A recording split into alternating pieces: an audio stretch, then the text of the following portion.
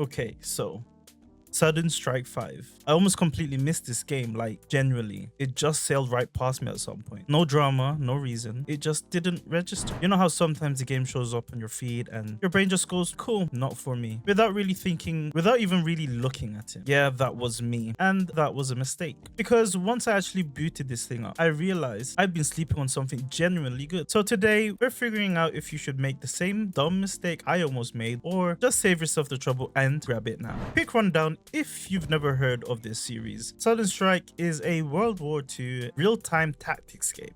Keyword tactics. No base building, no resource grinding, none of that economy juggling stuff. You get a handful of units, you get a battlefield, and that's it. Good luck figuring it out. So my first hour or two, honestly, surprisingly good. The detail, the graphics, the sound design, the cells ricocheting off armor actually sound like they're ricocheting, not just some generic clang noise slapped on top. The maps are solid size too, enough room to actually move around instead of fighting in a hallway, you know what I mean. But here's the fun part. I went in playing like I was still in Company Heroes 3 and a little reckless and little, it'll be fine. And the game looked at me, said absolutely not, and punished me heavily for it, like immediately. That's when it clicked. This isn't an arcade RTS. This game wants you to actually think before you do something stupid. So lesson learned the hard way, like always. Okay, first generally good thing, and this sounds small, but it really isn't. Bullets actually killing infantry in this game. I know, groundbreaking, right? But coming from Company of Heroes, where your infantry can apparently tank a small war before dying, this feels refreshingly brutal. It's lethal, and that one change alone makes you treat every firefight completely different. Second thing, this game is heavily tactical, and it actually wants you to think about how you push forward or hold a position, not just smash units together and hope. The unit variety is solid, the terrain generally matters, and that ricochet system I mentioned, not just a cool sound effect, it's an actual gameplay mechanic. You can angle a turtle and basically use it as a shield, deflecting shots that would absolutely wreck other tanks. Same deal with the Matilda. Very satisfying. But, and this is the catch, the armor's weaker on the sides and rear, so if someone flanks you, that whole I'm invisible finally disappears real fast. Ask me how I know. Campaign wise, full disclosure, I haven't finished it yet, so consider this more of a progress report than a final verdict. Each mission's been taking me about an hour and a half, though that's partially on me, because I play way too carefully, like suspiciously carefully. The campaign covers all the major World War II factions, and even on normal difficulty, every mission has so far had a real teeth to it. Nothing's felt like a filler.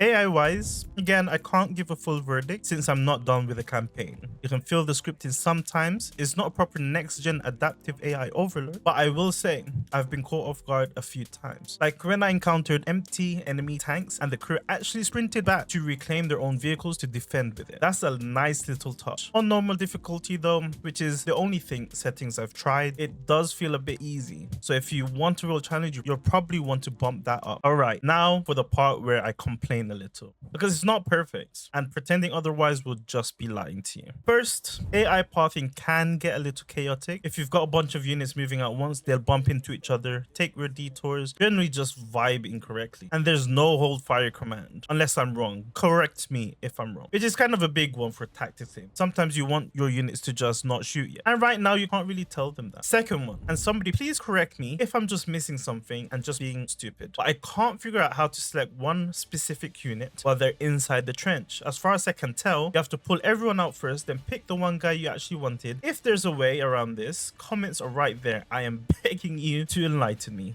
Third, the missions are fun, the campaign's solid, but there's no story tying any of it together. Each mission just kind of exists on its own. No real thread connecting them. Personally, I'd like to even have a thin narrative thread, just something to make it feel less like a playlist of unrelated battles. And full honesty, I haven't touched multiplayer at all. 0 games played. So if that's the part you actually care about, I've got nothing more for you here. Maybe that's a follow-up video down the line, who knows. But here's the thing, even with those little annoyances I've just listed, the more I played, the more hooked I got. None of that stuff made me want to stop. If anything, I just sort of worked around it and kept going, which is usually a pretty good sign. So who's this actually for? If you're a Company of Heroes 3 person and you love that faster, more arcadey style, which hey, nothing wrong with that, this probably isn't your game. Sudden Strike 5 wants patience and planning, not reflexes. But if you're into Men of War or Call to Arms, Gate of Hell, or Broken Arrow, just naming a few, you're gonna feel right at home here. I'm late to to this whole franchise, clearly, but man, I wish I'd found this sooner. So, is Sudden Strike 5 worth it? Yeah, genuinely. Annoyingly so. Actually, because I almost talked myself out of even trying it, it's not flawless. That trench thing still bugs me, and I do wish there was more story. But the core gameplay is good enough